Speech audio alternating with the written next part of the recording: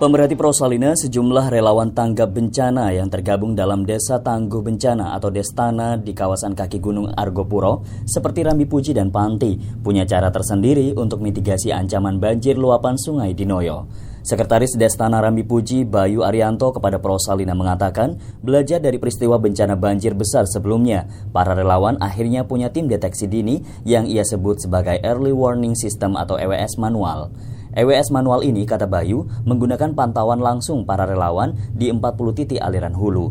Para relawan memasang meteran volume air di tiap pos pantau hulu sebagai tanda ketinggian debit sungai. Sebanyak 40 titik aliran hulu tersebut berada di kawasan Pakis, Kemiri, Suci, Panti, dan Rambi Gundam, serta terakhir jadi satu di Sungai Dinoyo, Rambi Puji. Untuk antisipasi dampak banjir, relawan di Rambi Puji yang berada di bawah terus berkomunikasi saat hujan lebat untuk mengetahui kabar kenaikan debit di hulu. Bila ketinggian air di hulu lebih dari 50 cm, maka warga Rambi Puji harus segera mengevakuasi diri ke tempat aman. Relawan dan masyarakat Rambi Puji masih punya waktu 1 atau 2 jam sebelum air hulu meluap jadi satu di Sungai Dinoyo. Sebab dari pengalaman warga, ketinggian air di atas 50 cm di 40 hulu bisa menyebabkan banjir besar di Rambi Puji.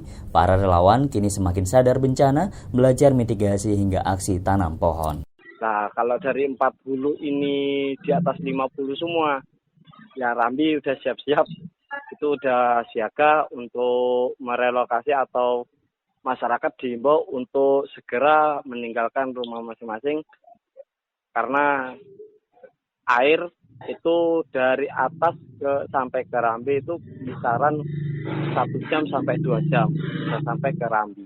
Jadi dari waktu setelah itu kita masih bisa siap-siap untuk merelokasi masyarakat. Bayu menambahkan banjir bandang di Panti tahun 2006 dan luapan air Sungai Dinoyo yang sering membanjiri rumah warga Rambi Puji menjadi pelajaran berharga agar tidak terulang kembali. Demikian Jember hari ini, saya Anto, sampai jumpa. Prosalina Stereo.